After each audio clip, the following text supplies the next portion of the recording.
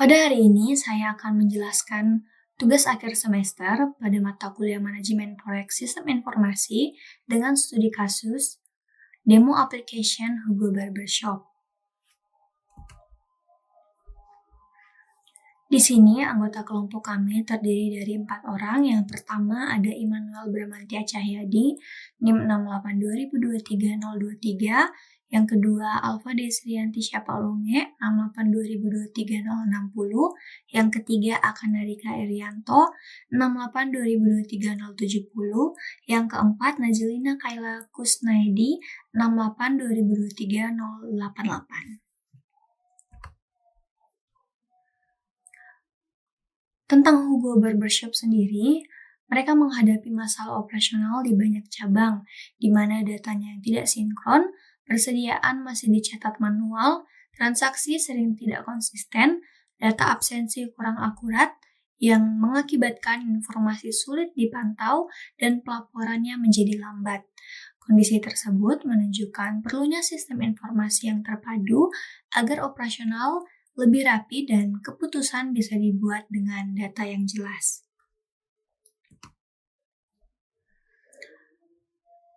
Kita masuk pada halaman login. Yang pertama ada Hugo Barber yang menekankan identitas dari sebuah sistemnya, kemudian profesional, modern, dan terpercaya, yaitu nilai jual yang ditawarkan kepada pelanggan. Kemudian masuk ke dalam sistem, yaitu sebuah tombol yang nantinya mengarahkan untuk masuk atau melanjutkan ke sistem. Kemudian bagian terakhir ada hak cipta untuk menunjukkan tahun hak cipta dan kepemilikan. Baik, kita akan masuk dalam demo application admins POV.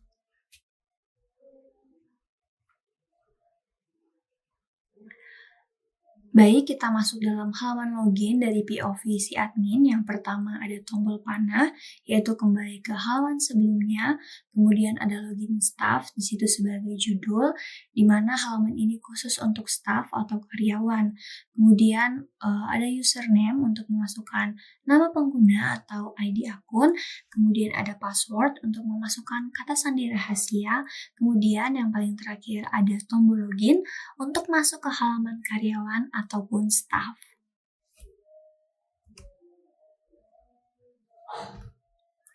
Pada halaman dashboard, yang pertama di sini ada ringkasan bisnis yang di dalamnya ada reservasi untuk total pesanan yang masuk, kemudian ada pendapatan di mana total pemasukan yang diperoleh, karyawan yaitu jumlah karyawan yang aktif, dan yang terakhir ada stok menipis di mana jumlah item yang hampir habis dan perlu untuk diisi ulang. Kemudian di bagian kanan atas ada notifikasi untuk menampilkan pemberitahuan. Di sebelahnya ada logout super admin, tombol logout untuk keluar dari akun super admin. Kemudian di bagian bawahnya ada filter cabang untuk memilih semua cabang ataupun cabang tertentu. Di bagian bawahnya ada tren pengunjung, yaitu grafik tren pengunjung untuk melihat perubahan jumlah pengunjung dan waktu yang ramai. Dan yang terakhir, di bagian sebelah kiri bawah ada super admin sebagai profile untuk menunjukkan akun dan role pengguna yang sedang login sebagai owner.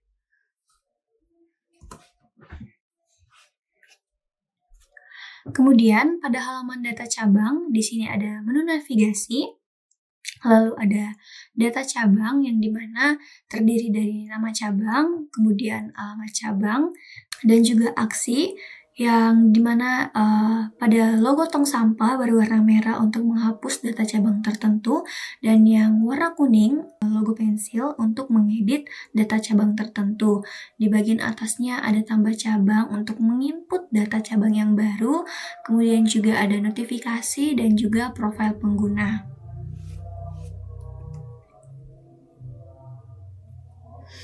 Kemudian pada halaman karyawan juga sama, ada menu navigasi, kemudian manajemen karyawan yang di dalamnya ada nama karyawan, ada posisi atau jabatan dari karyawan tersebut, serta penempatan di mana cabang tempat karyawan bekerja, dan sama sebelumnya juga ada aksi untuk mengedit dan juga menghapus, dan juga ada tambah staf untuk mendaftarkan karyawan baru ke dalam sistem.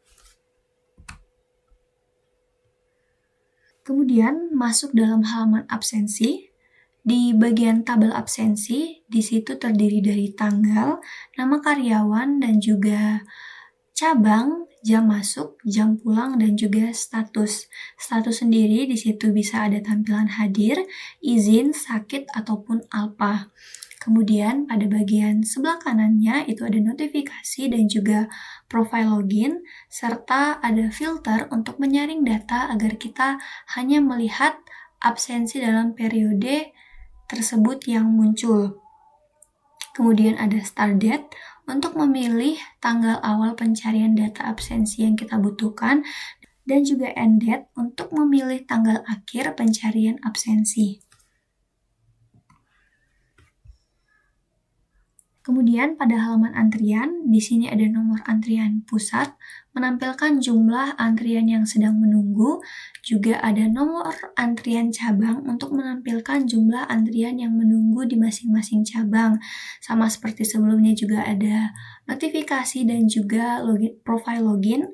Kemudian ada simulasi masuk WA, yaitu untuk menambahkan antrian dari WhatsApp, dan juga tombol reservasi manual untuk menambahkan reservasi secara langsung oleh staf.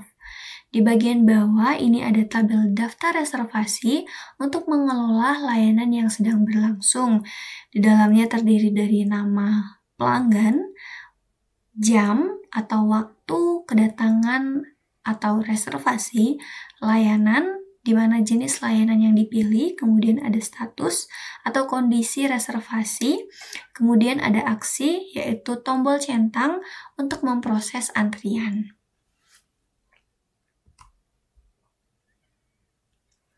Kemudian pada layanan dan stok, layanan jasa, di sini ada menu navigasi sama seperti sebelumnya, kemudian master produk dan layanan, yaitu menjelaskan fungsi halaman ini sebagai tempat data induk. Di sini pada bagian layanan jasa, menampilkan daftar jasa yang ditawarkan, yang terdiri dari nama layanan atau jenis jasanya, kemudian cabangnya yang dimana layanan tersebut ditawarkan pada cabang yang mana, kemudian harga untuk biaya jasa, dan juga ada aksi untuk menghapus dan juga untuk mengedit. Ada notifikasi, kemudian ada profil pengguna, dan juga tambah baru untuk memasukkan layanan atau produk baru ke dalam daftar. Kemudian ini pada bagian stok produk, kurang lebih sama seperti sebelumnya. Di sini juga ada nama produk untuk nama barang yang dijual, kemudian cabang yaitu lokasi penyimpanan atau penjualan stok. Kemudian di sini ada stok, yaitu jumlah unit yang tersedia, kemudian ada harga jual untuk produk yang ingin dijual, kemudian ada aksi, sama seperti sebelumnya dapat untuk diedit dan juga dapat untuk dihapus, dan sisanya masih sama seperti yang ada di halaman sebelumnya. Kemudian pada halaman transaksi pos, di sini ada riwayat transaksi, yaitu menampilkan daftar riwayat transaksi. Kemudian pada tabel tersebut terdiri dari ID untuk menampilkan nomor transaksi yang mempermudah pencarian transaksi tertentu. Kemudian ada waktu untuk menunjukkan tanggal transaksi itu kapan dilakukan.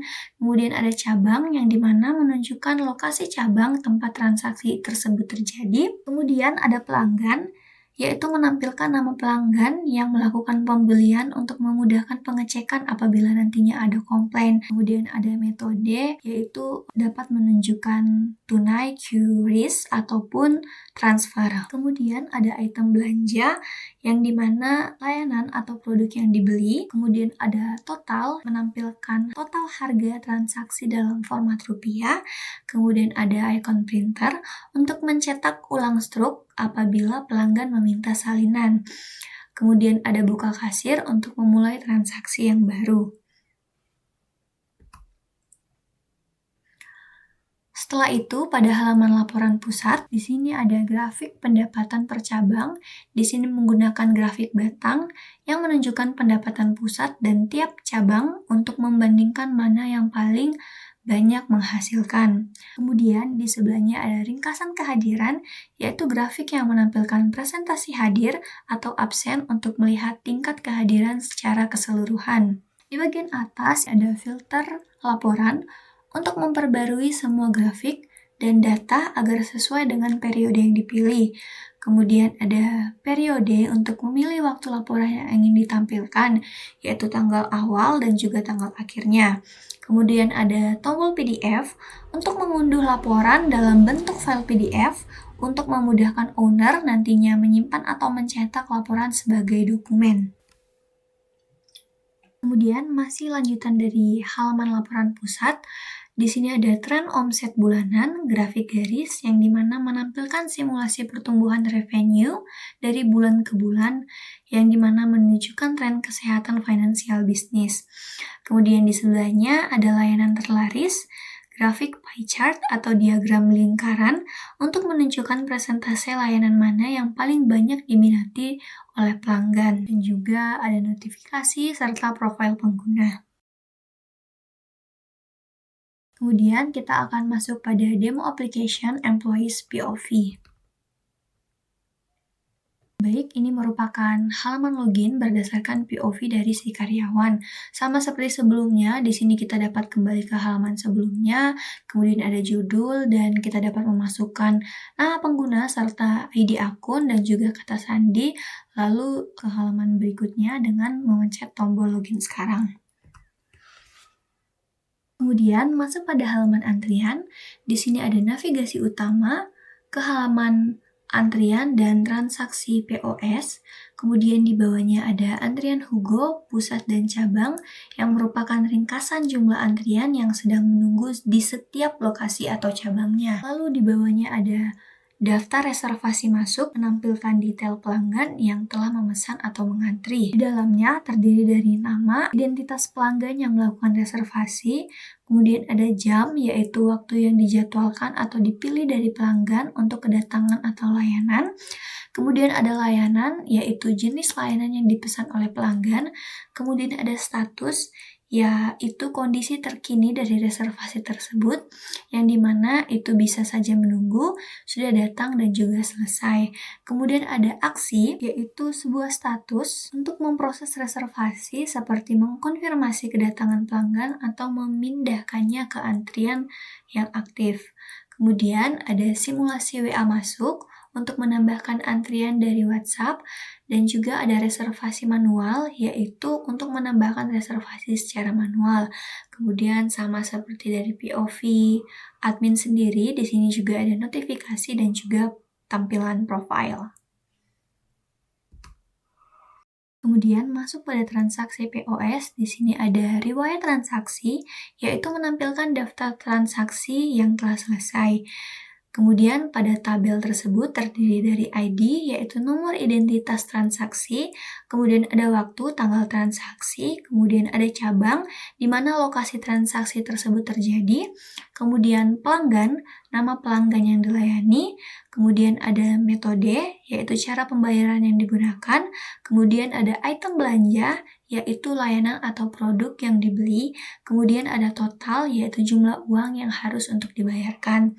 Dan yang terakhir ada aksi, yaitu icon printer untuk mencetak ulang struk transaksi. Di atasnya itu ada buka kasir, yaitu tombol tersebut itu digunakan untuk memulai transaksi baru.